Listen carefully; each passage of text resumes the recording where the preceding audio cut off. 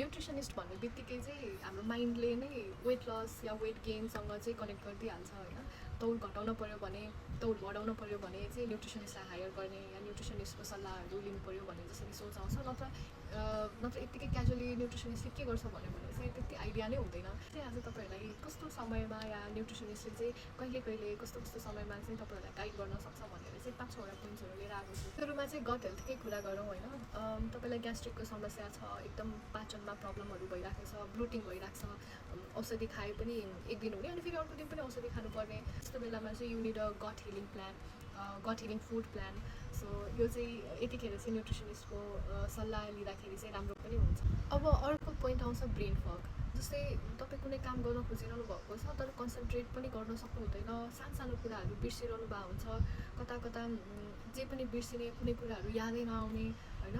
त्यही कुराहरू हुन्छ यसको पछाडि कारणहरू। तर मेन तपाईँको स्लिप प्याटर्न, तपाईँको फुड प्याटर्न कस्तो छ, तपाईँलाई न्युट्रिएन्ट डिफिसियन्सिजले गर्दा पनि ब्रेन फग हुन्छ। So this is a high time when you higher a nutritionist तपाईँको ब्रेनको लागि पनि।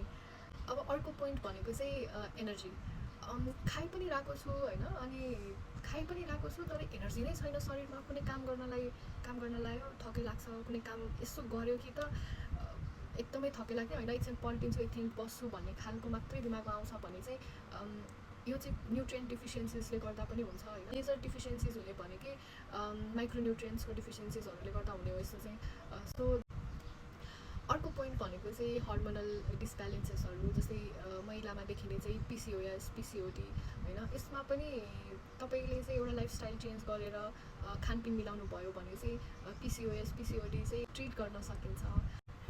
सो यो चाहिँ मैले 4-5वटा पोइन्ट मात्रै अहिले मेन्सन गरेँ, तर there are so many different points होइन जहाँ चाहिँ तपाईँले एउटा न्युट्रिसनिस्टलाई कन्सल्ट गर्न सक्नुहुन्छ।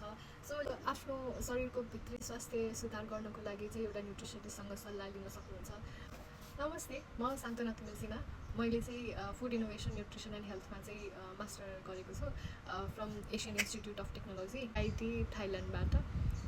सो स्वास्थ्यको बारेमा, खाद्यान्नको बारेमा चाहिँ जान्न चाहनुहुन्छ भने न्युट्रिसनिस्ट सान्त्वनालाई फलो गर्नुहोला।